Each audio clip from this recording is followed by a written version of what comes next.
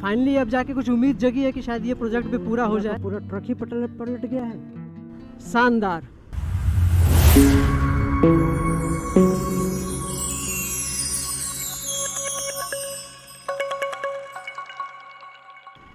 Hajipur, Muzaffarpur, JP सेतु, पटना। तो पटना जाने के लिए मैं यहाँ से भी राइट टर्न करूँगा तो पटना पहुँच जाऊँगा। पर आज मैं यहाँ से राइट टर्न करके ना करके मैं सीधे जाऊँगा। और सीधे क्यों जाऊँगा ये भी मैं अब आपको बताऊँगा थोड़ी देर में। आज का ब्लॉग शुरू करते हैं। मैं हूँ आनंद और आप देखना शुरू कर चुके हैं ट्यूबलेस ट्रैवलर। कल था 7 जून 2022 और कल बिहार में एक इतिहास लिखा गया है।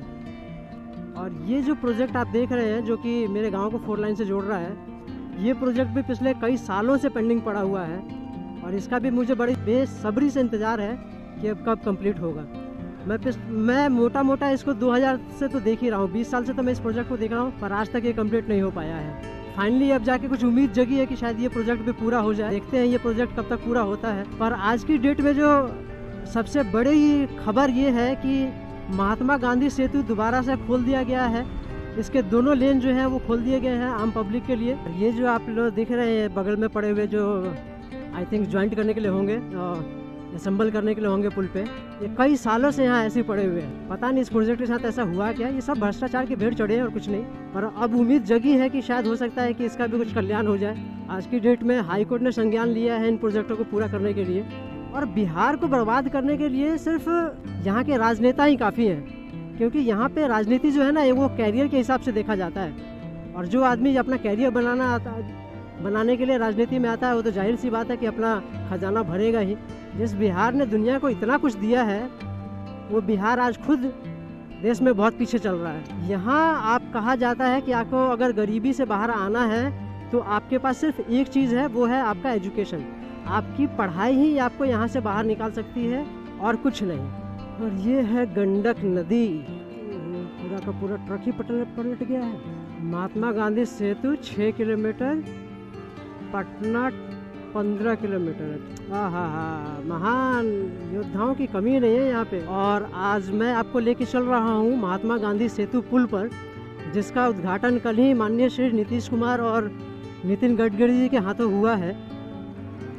और ये पुल जो है वो बिहार की लाइफलाइन कही जाती है। इस पुल के बनने से नॉर्थ बिहार और साउथ बिहार की दूरी जो है वो घटकर कुछ 15 किलोमीटर की रह जाती है, मतलब 15 मिनट की रह जाती है। 15 मिनट में आप हाजीपुर से पटना पहुंच सकते हैं। चलिए तो सबसे पहले पहुंचते हैं महात्मा गांधी सेतु और फिर वहां मैं बताता हूं इसके इतिहास के बारे में थोड़ी सी बात। लीजिए तो हम पहुंच गए हैं महात्मा गांधी सेतु।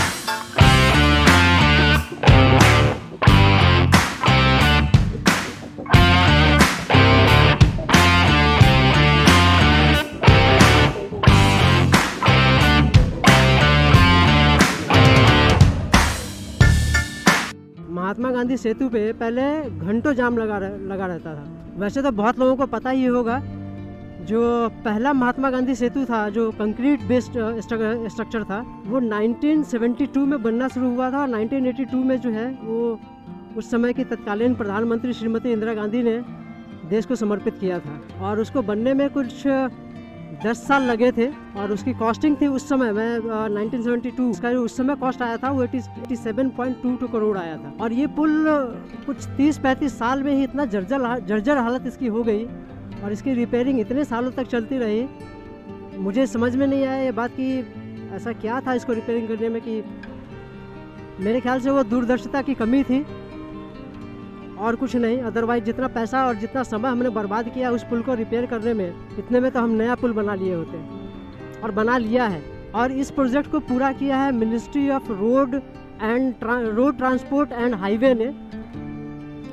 और इस प्रोजेक्ट की कुल कीमत जो रही है 1742 करोड़ रुपया रहा है। शानदार, गजब, मज़ा आ रहा, मज़ा।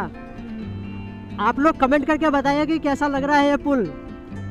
और हिंदुस्तान में जितने टॉप 10 लंबे ब्रिजेज हैं, लॉन्ग पुल हैं जो नदियों पे, उनमें से 3 तो मात्र बिहार में है आपके।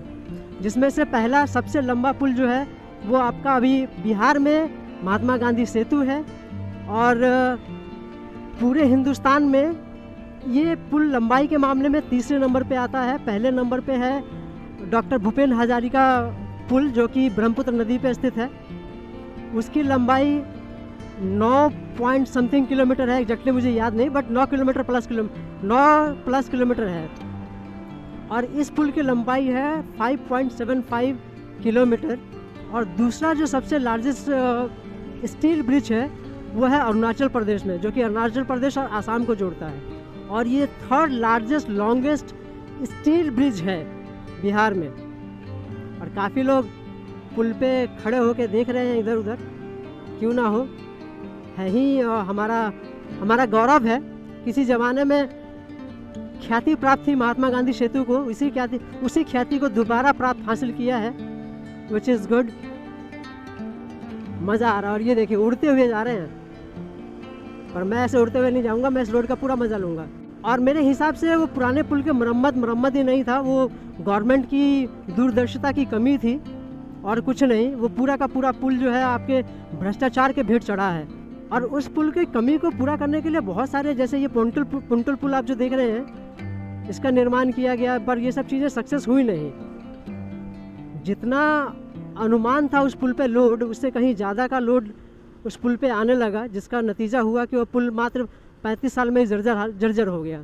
और 20 साल लगा दिए हमने उसको ठीक करने में। और मेरी तरफ से इस पुल को बनाने वाले सभी इंजीनियर, सभी मजदूरों को मेरा बहुत बहुत धन्यवाद कि उनकी मेहनत का नतीजा है कि ये पुल आज हमारे पास है। अगर ये कंटेंट अच्छा लगे तो प्लीज़ एक बार लाइक कीजिएगा, सब्सक्राइब कीजिएगा, अपने दोस्तों के साथ ये वीडियो शेयर कीजिएगा।